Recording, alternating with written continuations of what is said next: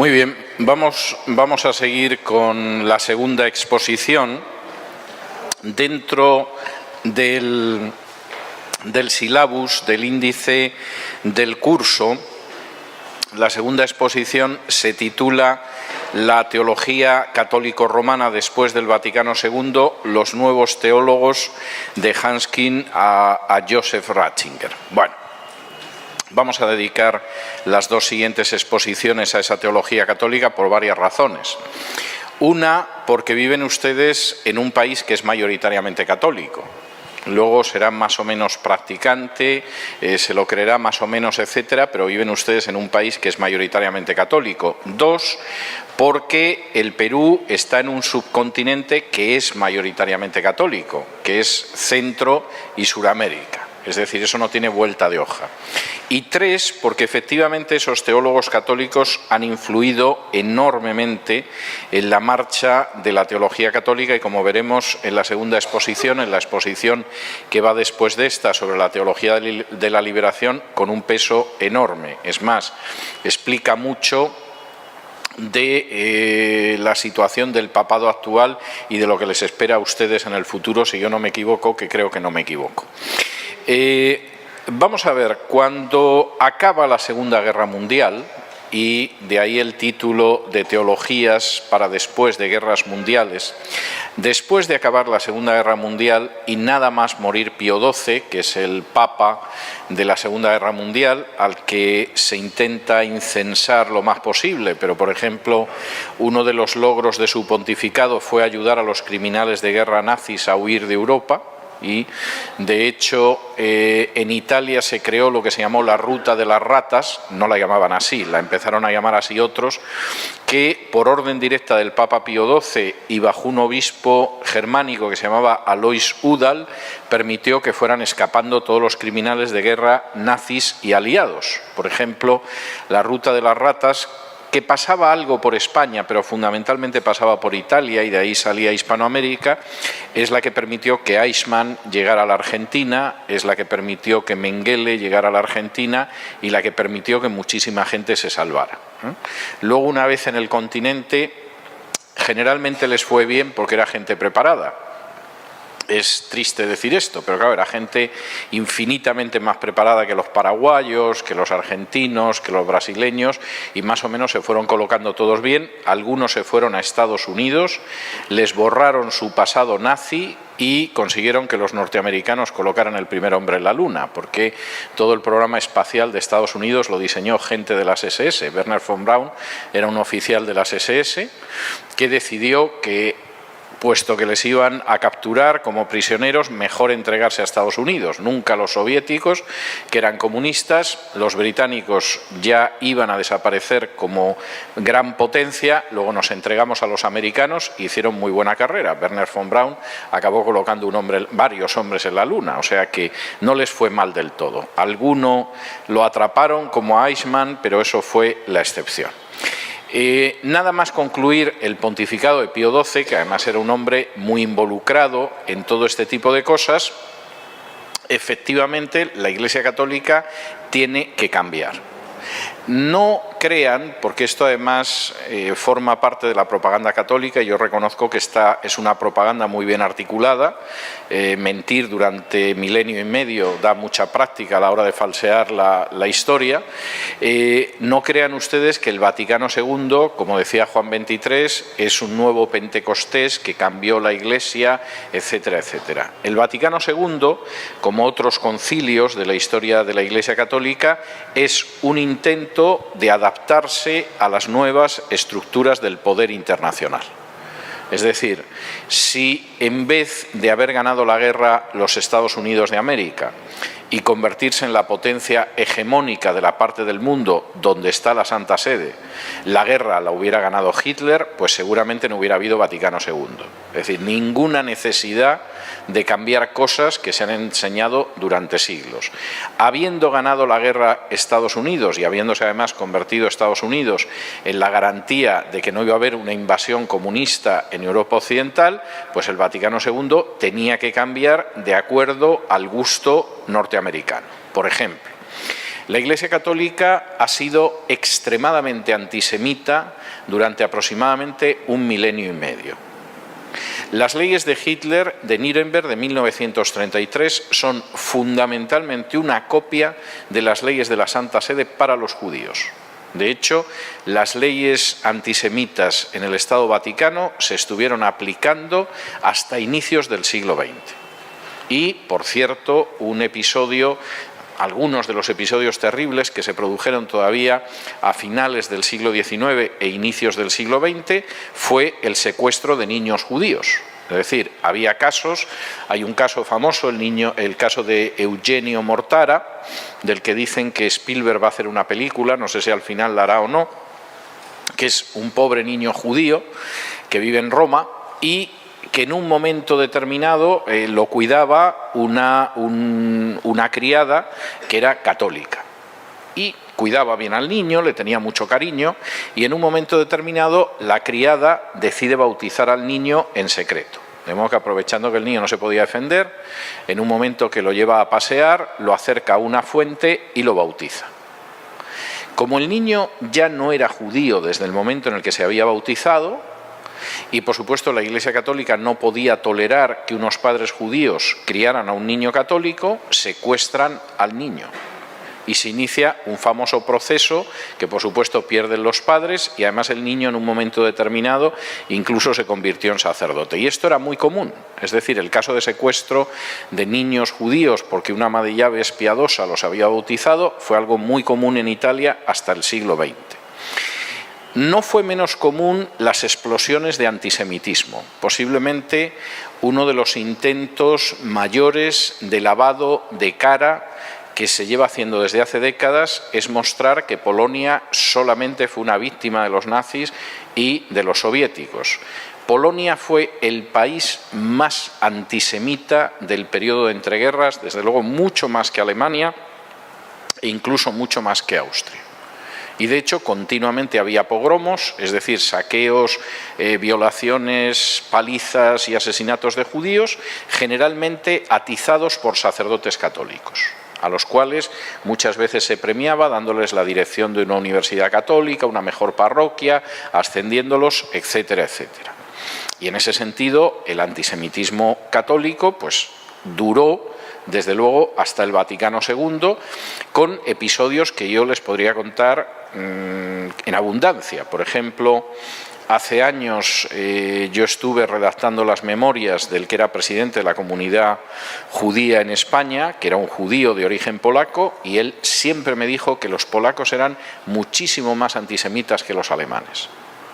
Es decir, los nazis habían sido los nazis, pero los alemanes en general eran mucho menos antisemitas que los polacos. Los polacos eran mucho peor. Y es algo que he oído a muchísimos judíos que vivieron en Polonia. Y es verdad. Y esa es una de las cosas que, por supuesto, hay que ocultar. Y más con un papa polaco que vivía en aquella época por allí. O sea, ese es uno de los aspectos que hay que ocultar. Pero el antisemitismo católico era tremendo. Por ejemplo, mi padre, que en el año 48 era católico y militaba en Acción Católica, pues estuvo en una ceremonia en la que llevaron a jurar a todos los chicos de la parroquia que no consentirían que se creara el Estado de Israel. Porque en qué cabeza cabía que Tierra Santa iba a estar controlada por los judíos. De modo que ese antisemitismo era obvio. Pero el antisemitismo no se podía mantener después de la derrota de Hitler y sobre todo después de la victoria de los Estados Unidos. O sea, era algo imposible. De manera que una de las primeras cosas que liquida el Vaticano II, al menos oficialmente, es el antisemitismo, con la declaración Nostra Aetate, en la que se lamenta vehementemente el antisemitismo del pasado. Tampoco era posible que la Iglesia Católica negara la libertad religiosa. La Iglesia Católica ahora puede decir lo que quiera sobre la libertad religiosa, pero ha sido el mayor enemigo de la libertad religiosa durante milenio y medio. Exterminó poblaciones enteras durante la Edad Media y durante el periodo de la Reforma, precisamente porque la libertad religiosa era absolutamente inaceptable. En España, por ejemplo, todas las constituciones liberales del XIX son constituciones sin libertad religiosa por presiones de la Iglesia Católica. Y todavía después de la Segunda Guerra Mundial, España quedó fuera del Plan Marshall porque la única condición que el gobierno de Estados Unidos ponía al gobierno de Franco para que España se beneficiara del Plan Marshall, del plan de ayuda de reconstrucción después de la Segunda Guerra Mundial, era que dejara respirar a los protestantes.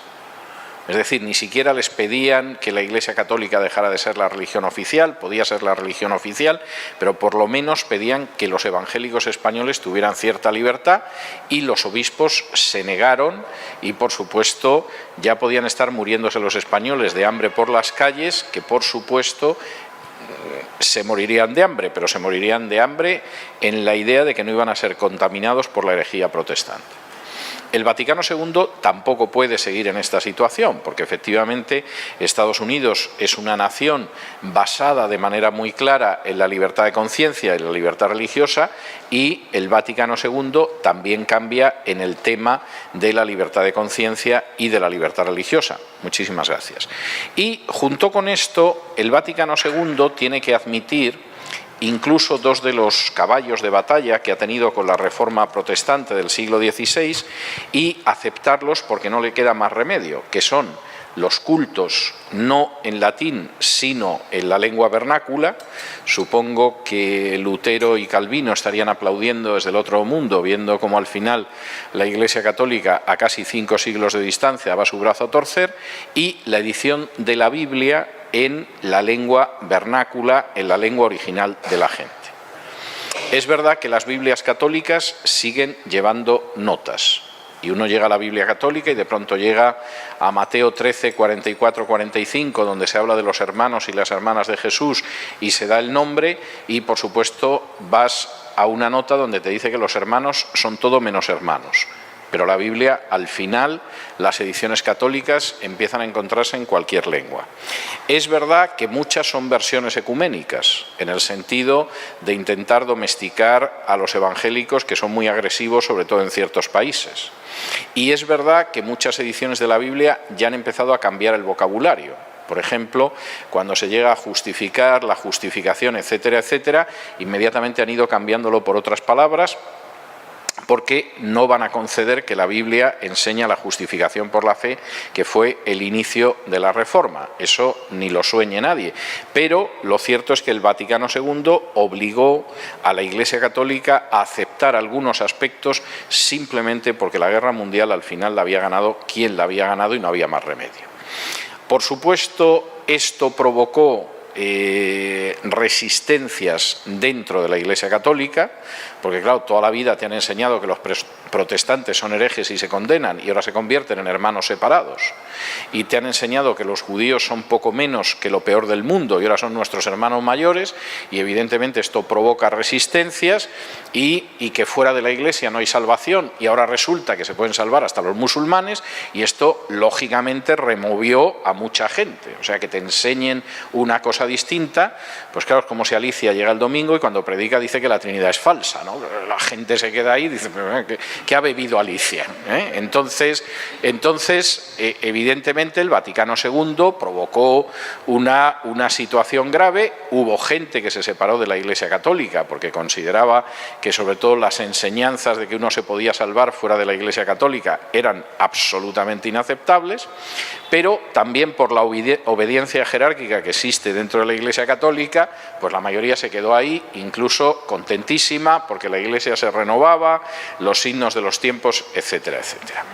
¿Qué pasó con el Vaticano II? Pues claro, el Vaticano II reformó pocas cosas, es decir, hay reformas que son casi cosméticas, ¿no? De pronto la misa podía decirse en italiano o en español o en francés en vez del latín, pues dejó de decirse en latín, porque salvo 4 personas, pues el resto prefería enterarse de lo que decía el sacerdote, ¿no? El sacerdote oficiaba de espaldas a la congregación. Bueno, pues empezó a oficiar hablando a la congregación como si fuera un protestante, etcétera, etcétera. Bueno, pues evidentemente eso fueron algunas de las reformas.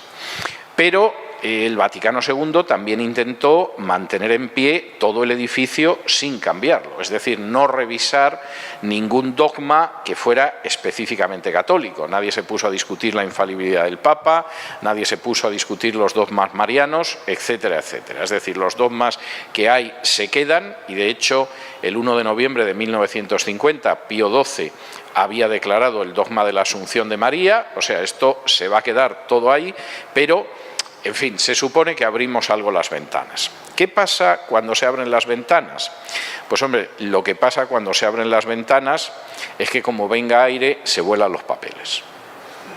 Y la Iglesia Católica lleva un periodo de más de medio siglo de papeles volando, con el gran problema de que en ocasiones ese vuelo de papeles va en buena dirección y en otros la influencia, por ejemplo, de Rudolf Bultmann es enorme, porque los teólogos católicos importantes han sido todos o centroeuropeos o hispanoamericanos, y tanto los centroeuropeos como los hispanoamericanos están muy influidos por la teología de Bultmann. Esto provoca algo que es verdaderamente tremendo dentro de la teología católica, porque luego además algunos de los teólogos católicos son muy buenos historiadores y conocen muy bien la historia del cristianismo. Esto provoca, por un lado, y voy a intentar desarrollar esto con varios ejemplos, provoca por un lado que les resulta imposible creer la mayoría de los dogmas católicos.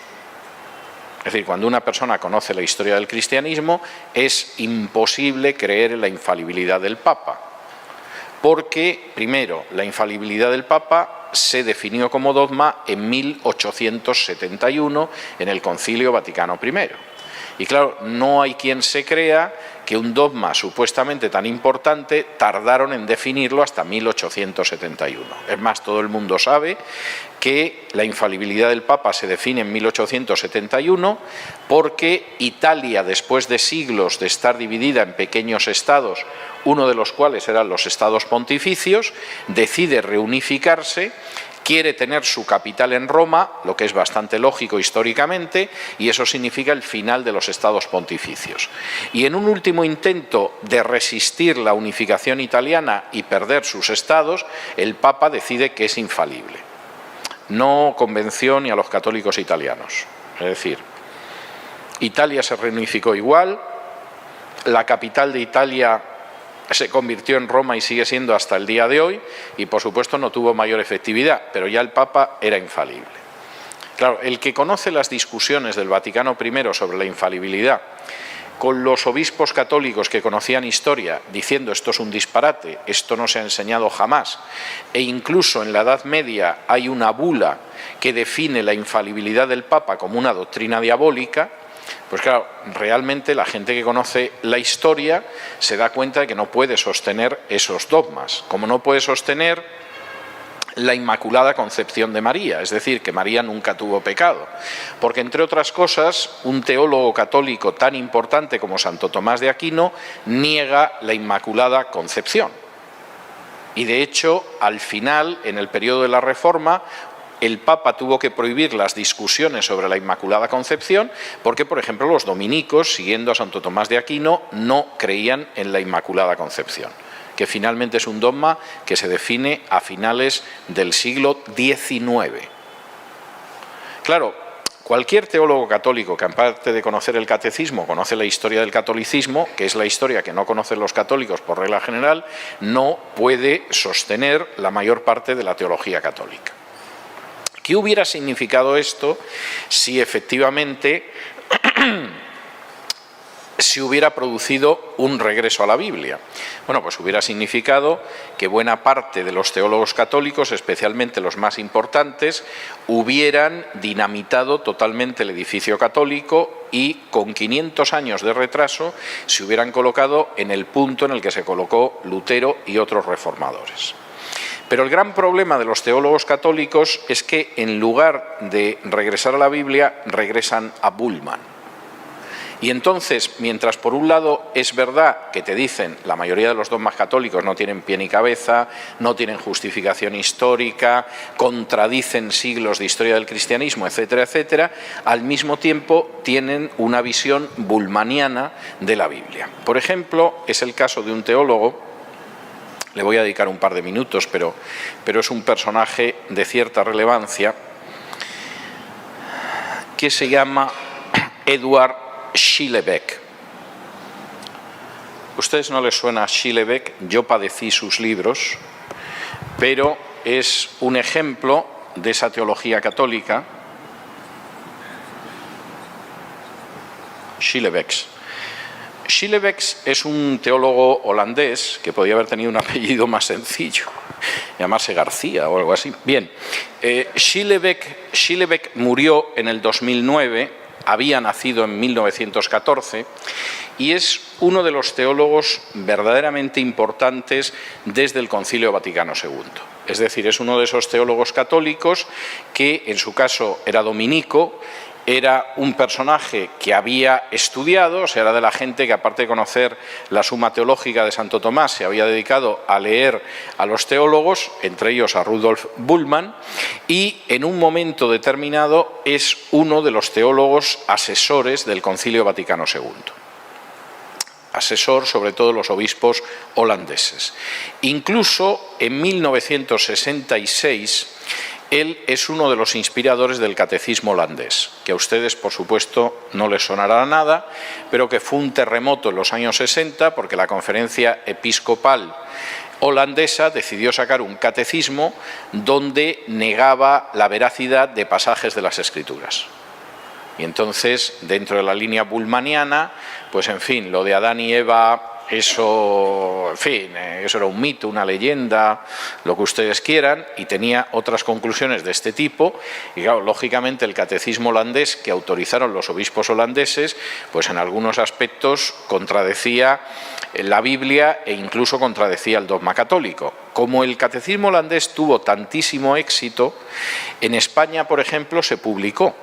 Pero para que se publicara en España tenía que llevar un librito negando lo que decía el catecismo holandés, que es algo verdaderamente maravilloso.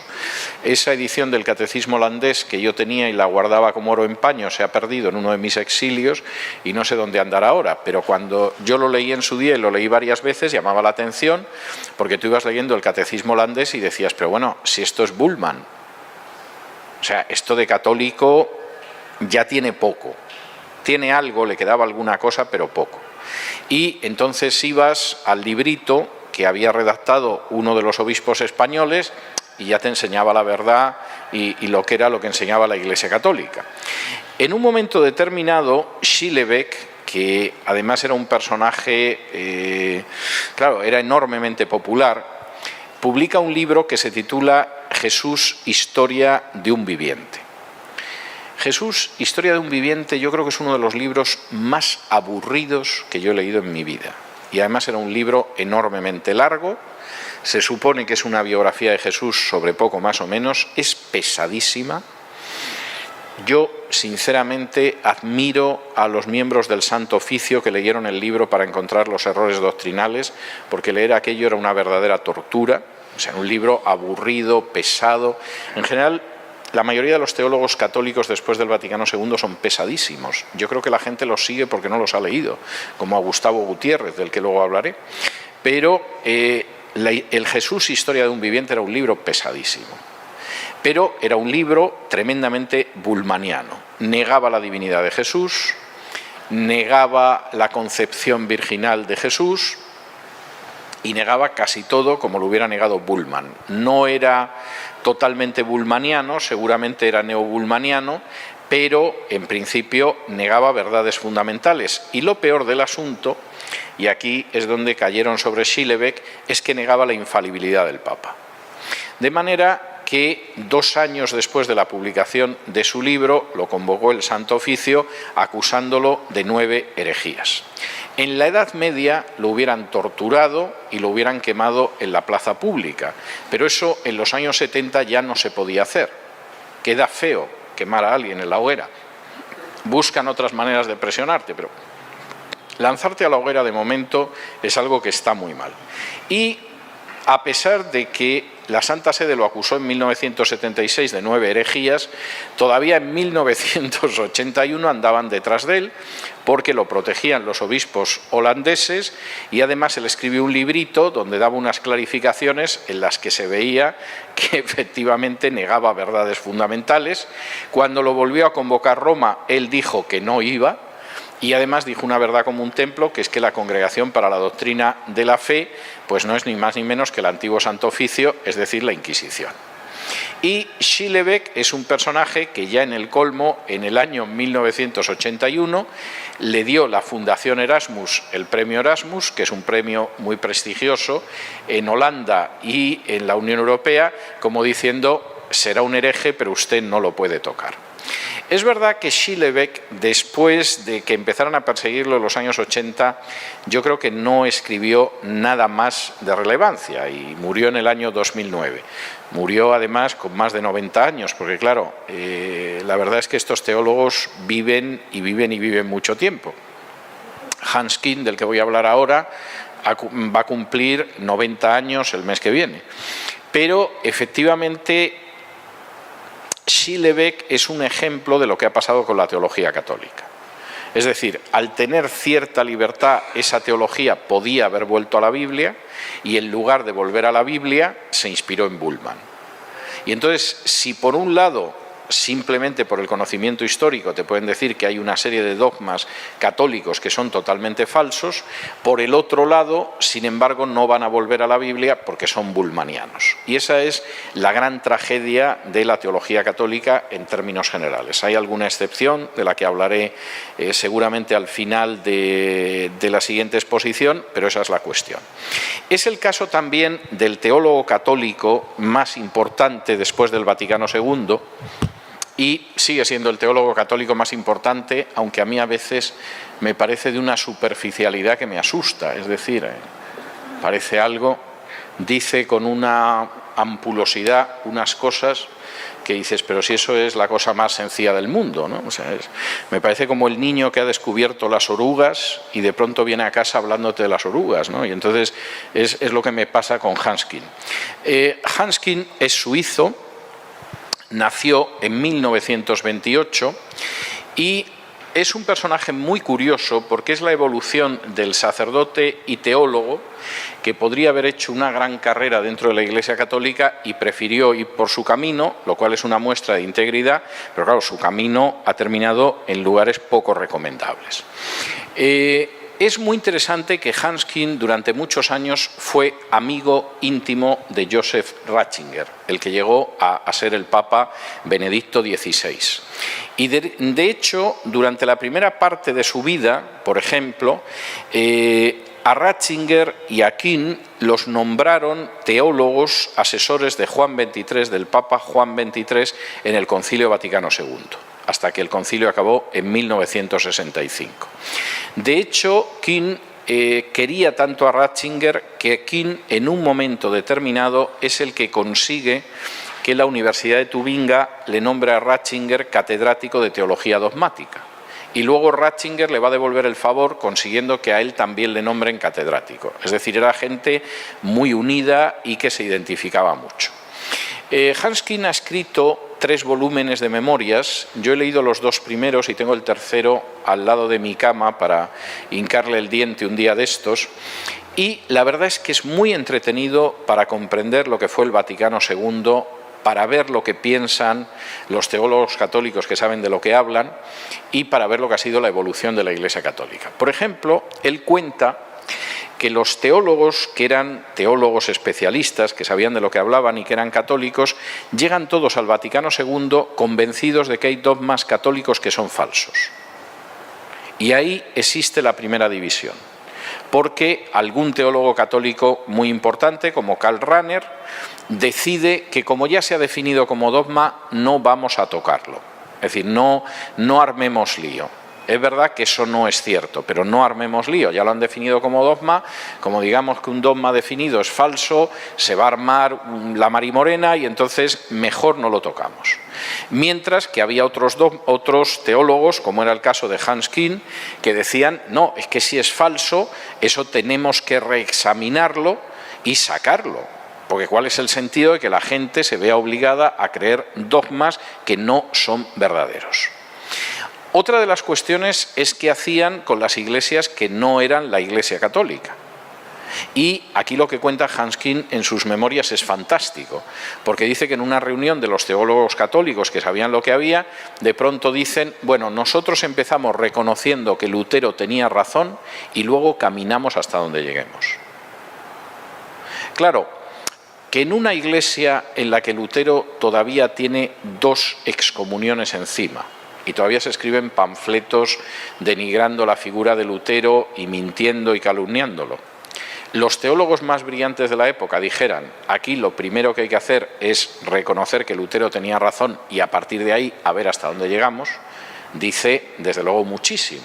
Es decir, una cosa es la cara que la Iglesia Católica da a sus pobres fieles y otra cosa es lo que la gente enterada de la realidad piensa dentro de la Iglesia Católica. Porque esto no era un cura de pueblo con lecturas. Estos eran los asesores teológicos de los obispos, de los cardenales, en el Vaticano II. Y concretamente a Hans Küng lo nombró el mismo Papa como a Joseph Ratzinger. Y claro, el gran petardazo primero, el gran golpazo primero, lo da Hans Küng cuando en 1971 publica un libro que se titula Infalible, entre interrogantes, y llega a la conclusión de que la historia demuestra de manera absolutamente innegable que el cristianismo jamás ha creído en la infalibilidad del Papa. Y que incluso a lo largo de siglos la idea de creer que el Papa era infalible se consideraba herética e incluso hay una bula papal en la Edad Media que considera que afirmar que el Papa es infalible es una doctrina del diablo. Claro, de un Papa diciendo que creer en la infalibilidad del Papa es creer una doctrina del diablo, a definir como dogma de fe en 1871 la infalibilidad del Papa, el triple salto mortal teológico es verdaderamente gigantesco. Y el libro de Hans Küng, pues por supuesto, provocó una reacción tremenda. Porque Hans Küng, en última instancia, había puesto el dedo en la llaga. Es decir, aceptemos que ese dogma es una falsedad. No tiene ninguna base bíblica, no tiene ninguna base histórica y en realidad va en contra de la Biblia y de la historia. Antes de eso, Hans Küng se había doctorado en teología con un libro que es muy interesante, un libro que se publicó en 1964 que se titula Justificación y que es sobre la justificación por la fe. Es decir, Hans Küng hizo su tesis doctoral para demostrar que la justificación por la fe era una doctrina bíblica. Tuvo de director de tesis que le dejaron que le dirigieran la tesis a Karl Barth y, por supuesto, lo que intenta es demostrar que, hombre, la justificación por la fe a lo mejor la podríamos encajar dentro del dogma católico, porque es que de verdad la Biblia es muy clara, la justificación no es por obras, la justificación es por la fe. La tesis fue muy bien calificada, Hans Küng obtuvo el grado de doctor y en sus memorias cuenta algunas anécdotas deliciosas de Karl Barth. Por ejemplo, Hans Küng vivía en Roma, que era donde estaba acabando sus estudios de doctorado, y Karl Barth vivía en Suiza, y entonces él iba a verle de vez en cuando, porque claro, no existía internet, no podías mandar el capítulo de la tesis online, y entonces iba de vez en cuando a Suiza a ver a Karl Barth y de paso visitaba a su familia que también vivía en Suiza. Y en esa época en que Pío XII está ya muriéndose, está más para allá que para acá, estaba en una situación más o menos en coma, de pronto un sacerdote publica en una revista que Cristo se le ha parecido a Pío XII. Parece ser que además el sacerdote cobró muchísimo dinero por contar esto y Pío XII en esos momentos, vamos, no podía decir ni tráiganme un café, o sea que no lo podía desmentir, con lo cual el sacerdote hizo un negocio. Como en Roma, en contra de lo que puedan creer los pobres católicos en Lima o en Buenos Aires o en México de fe, saben las cosas y saben que obispo se acuesta con niños y saben que cardenal está metido en historias y todo lo demás. Los pobres fieles infelices no se enteran, pero en Roma, a fin de cuentas, es un pueblo grande y se sabe todo. Hans Küng, que sabía la verdad de lo que había escrito el sacerdote, estaba horrorizado. Y él cuenta que yendo a ver a Karl Barth iba pensando, yo espero que Karl Barth no me pregunte sobre esto, porque me va a poner en un compromiso, mi iglesia queda muy mal, con razón, porque cómo pueden tolerar a un sacerdote que le den dinero en una revista por decir que Cristo se ha parecido al Papa, esto es un disparate. Y el pobre hombre hizo el viaje con la congoja de a ver si Karl Barth me va a decir algo, a lo mejor con un poco de suerte no me dice nada. Hans Küng llega a la casa de Karl Barth y lo primero que le dice Karl Barth es: hombre Hans, ¿qué piensa usted de eso que dicen de que Cristo se le ha parecido al Papa Pío XII? Y Hans Küng agacha la cabeza, en fin, a ver cómo puede no responder. Y Karl Barth sigue todavía hurgando más en la herida y dice: es que sería la primera vez que Cristo se ha parecido a alguien desde Pablo de Tarso en el camino de Damasco. Hans Küng aguantando el chaparrón y de pronto Karl Barth le dice: pues mire, yo creo que es verdad. Yo creo que Cristo se le ha parecido al Papa Pío XII y le ha dicho: Pío, Pío, ¿por qué me persigues? Bueno, Karl Barth, aparte de ser un gran teólogo, aunque estuviera equivocado en algunas cosas, tenía mucho sentido del humor. Pero Hans Küng lo recuerda como el sentido del humor que tenía Karl Barth y la vergüenza tremenda que él pasó.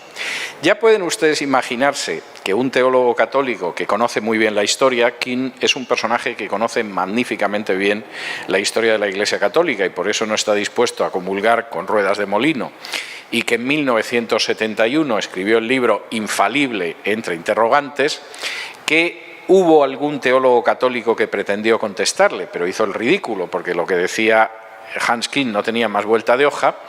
Bueno, pues en el año 1979 Juan Pablo II se hartó de él y le quitó el permiso para enseñar como teólogo católico. Por supuesto, le dio exactamente lo mismo. En la Universidad de Tubinga, donde le enseñaba, lo cambiaron de departamento y se quedó absolutamente tan fresco.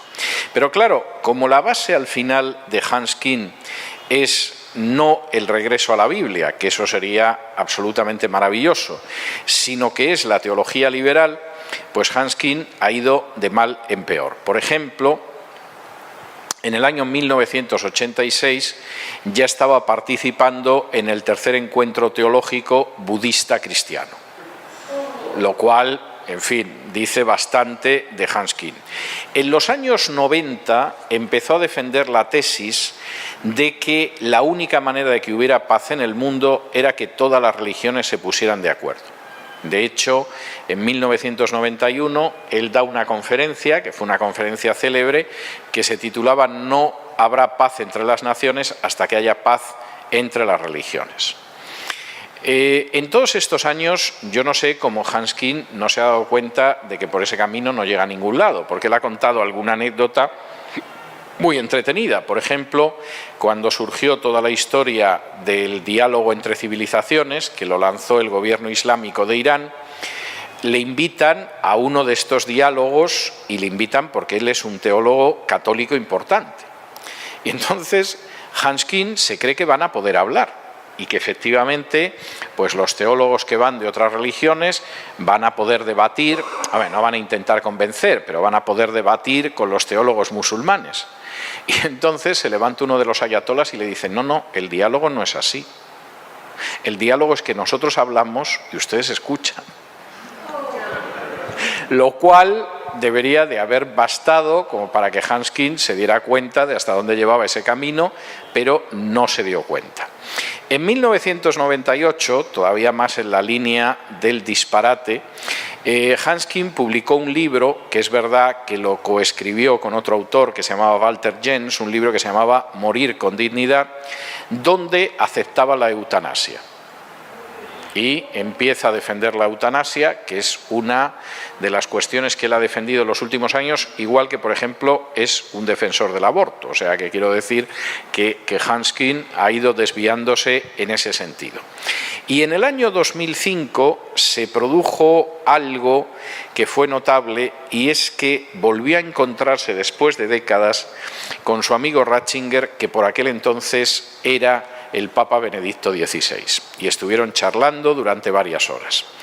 Y sucedió algo que él refiere en sus memorias y que es verdad, y es que empezando los dos la carrera al mismo tiempo, mientras que Hans Kuhn pretendió ser íntegro como teólogo, la verdad es que se equivocó en muchas cosas, pero él lo que pretendía era ser honrado con lo que él veía. Joseph Ratzinger lo que quería era avanzar en la carrera eclesiástica. Y por supuesto le hicieron obispo y después lo crearon cardenal y al final lo eligieron papa, y yo creo que el gran drama de Ratzinger es que lo eligieron papa para darse cuenta de que no podía cambiar absolutamente nada. Hay gente en el mundo eclesiástico y en el mundo político que desarrolla lo que yo llamo la teología del tren. Es decir, no hay manera de cambiar la dirección del tren salvo que llegues a la locomotora del tren.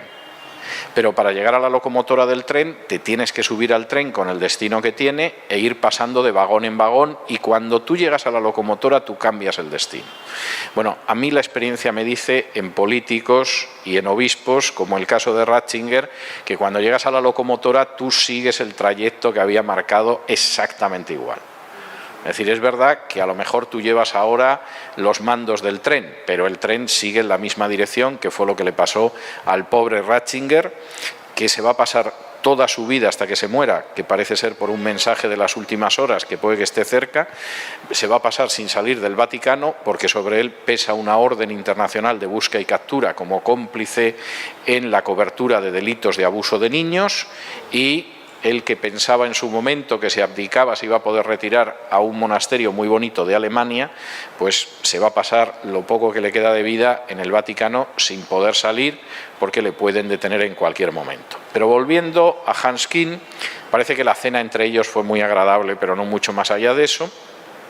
En el año 2010 escribió un libro que se titula Was ich glaube, lo que yo creo, que yo lo he leído hace poco en inglés, y la verdad es que Hans Kuhn es un personaje que ha ido a peor, y en este sentido es claro, y de hecho el último libro que yo conozco de él, que es Erlebte Menschlichkeit, que sería algo así como Humanidad Experimentada, es un libro donde incluso defiende el suicidio asistido, y él mismo dice que llegado el caso, pues que efectivamente él se pensaría el suicidarse si alguien le ayudaba, porque empezaba ya a sufrir Parkinson, tiene problemas para escribir si no le ayuda a alguien, y bueno, pues en una situación así, que realmente él en un momento determinado se va de este mundo y punto. Hans Kuhn, por resumir y dejarles unos minutos de descanso, es un personaje muy interesante a la hora de leerlo. Yo he leído todas las obras de Hans Kuhn, a veces me enfado, a veces me aburro, a veces me parece que no dice nada especial, pero hay otras veces que me parece brillante. Y creo que a veces algunas de sus obras son para leerlas. Si yo tuviera que escoger una obra de él, pues no elegiría Existe Dios o Ser cristiano, seguramente elegiría Infalible, porque yo creo que es una de las obras donde desde una perspectiva histórica se tritura con más seriedad el dogma de la infalibilidad papal. Hans Kuhn es un personaje que tiene muy claro que buena parte de los dogmas católicos son falsos, no se sostienen históricamente, no tienen ninguna base en la Biblia, y de hecho, si fuera por él, los sacarían de la dogmática católica. De hecho, hace apenas unos meses escribió una carta al Papa Francisco pidiéndole que quitara el dogma de la infalibilidad papal, y lo hizo públicamente, además, la carta, y el Papa Francisco le contestó al cabo de unas semanas llamándole querido hermano Hans, con lo cual Hans Kuhn estaba que no se lo creía. El Papa Francisco no va a mover nada, pero quedó muy bien como personaje más dialogante y más abierto que Juan Pablo II, etcétera, etcétera. Hans Kuhn tiene muy claro que la Iglesia Católica no se sostiene históricamente. Y generalmente él ha dicho, y esto es muy interesante, que él sigue siendo católico, a pesar de que ha escrito un libro últimamente que se titula Cómo salvar a la Iglesia Católica, porque está convencido de que aquello está tan degenerado por dentro que va a acabar desapareciendo. Seguramente esto es exagerado, pero él lo cree, y entonces él dice, para mantener a la Iglesia Católica viva hay que realizar algunas reformas. Y él tiene esto tan claro que en muchas ocasiones ha dicho que no iba a la Iglesia protestante alemana porque es que están más o menos por el estilo. Y efectivamente la Iglesia luterana en Alemania está algo mejor que la Iglesia católica, pero tampoco crean ustedes que mucho. Y sin embargo, él ha dicho muchas veces que la Iglesia que a él le gusta es la Iglesia anglicana. Porque la Iglesia anglicana es una iglesia donde se volvió a la Biblia, donde se conservó toda la parafernalia y todo el ropaje católico de la Edad Media y, bueno, pues seguramente la Iglesia anglicana le dejarían decir lo que quisiera, con lo cual él en varias ocasiones ha dicho que, hombre, no se va a cambiar, pero realmente si hubiera triunfado la Reforma en el 16 seguramente hubiera sido como la Iglesia anglicana y a él la Iglesia anglicana le gusta mucho. Yo estoy convencido de que sigue dentro de la Iglesia católica para molestar. Y además en alguna ocasión él lo ha dicho, es decir, yo me quedo dentro porque les obligo a que se enfrenten con el hecho de que ciertos dogmas son falsos, que esto no se puede creer, etcétera, etcétera, etcétera. Como Hanskin tuvo conocimiento desde el principio, porque es una persona con gran conocimiento histórico, de que buena parte de la dogmática católica es falsa, eso implica que algunas de sus obras incluyan estudios interesantes como el de la justificación por la fe. Él sigue insistiendo en que la Iglesia Católica tiene que reconocer que la justificación es por la fe, porque efectivamente eso es lo que aparece en la Biblia y eso no tiene más vuelta de hoja. Y en eso sigue insistiendo a pesar de que ya va para nonagenario. Pero el gran problema de Hanskin, y yo creo que este es un problema que pasa con otros teólogos católicos, y lo vamos a ver en la última exposición sobre la teología de la liberación, el gran problema de Hanskin es que no ha regresado a la Biblia. Es decir, aunque él menciona la Biblia, aunque él cita la Biblia, etcétera, su lectura de la Biblia es neobullmaniana. Y eso hace que sectores enteros de la Biblia, pues evidentemente no los utilice y al final haya ido evolucionando hacia una teología que es sincrética, en la cual, pues evidentemente tiene cabida todo el mundo, es decir, las religiones africanas, las religiones chinas, el Islam, el judaísmo, etcétera. De hecho, posiblemente de lo más interesante que ha escrito Hanskin de los años 90 para acá, sean los libros de historia de las religiones. Y son muy interesantes. Su libro sobre el judaísmo es un libro muy interesante, su libro sobre el Islam es un libro muy interesante, su libro sobre el cristianismo es muy interesante porque desmonta totalmente la dogmática católica y cuenta cómo se ha producido una evolución de la Iglesia católica y una evolución del cristianismo, pero sin embargo él está en una situación en la que al menos de momento no ha llegado a una visión universalista de que aquí se van a salvar todos, pero sí a una visión sincrética en la que, bueno, pues el budista se encontrará con Dios en algún momento, el hindú se encontrará con Dios en algún momento, el musulmán, el judío, etcétera, etcétera, y eso a él incluso le impulsa una cristología abiertamente herética y unitaria, porque bueno, se supone que sería más aceptable para musulmanes y para judíos. Y, insisto, ese es el gran drama de la teología católica después del Vaticano II, que efectivamente, por un lado, demuestra que el catolicismo es un edificio inmenso suspendido en el aire, sin raíces históricas, sin raíces bíblicas, sin veracidad, pero que frente a ese edificio, en vez de proponer lo que aparece en la Biblia, lo que propone es sobre todo una visión liberal de la teología y en muchos casos pues abiertamente ecuménica, en el sentido más ultraecuménico que se pueda imaginar.